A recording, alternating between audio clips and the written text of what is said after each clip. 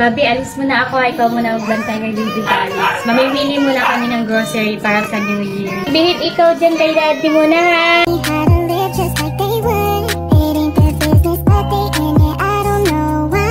Effective po ba yan pag dark yung lips?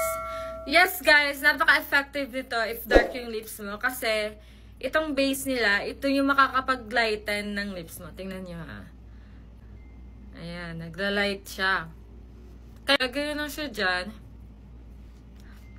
Tapos magiging ganito yung lips mo, magiging white or pink. So yung gamit ko ngayon guys na shade is CB02. Ayan, ilagay na natin siya dito sa gitna. Para mag-pink yung outer. Ang ganda talaga.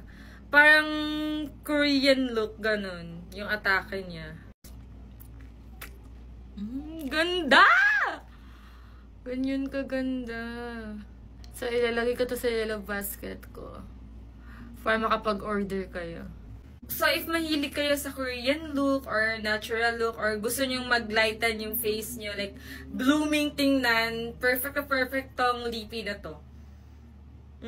Tingnan nyo naman. Diba?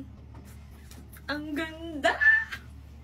Babi, alis muna ako. Ikaw muna magbantay kay Baby Alice. Mamimili muna kami ng grocery para sa New Year. Bihit ikaw dyan kay daddy muna, ha? Bye-bye!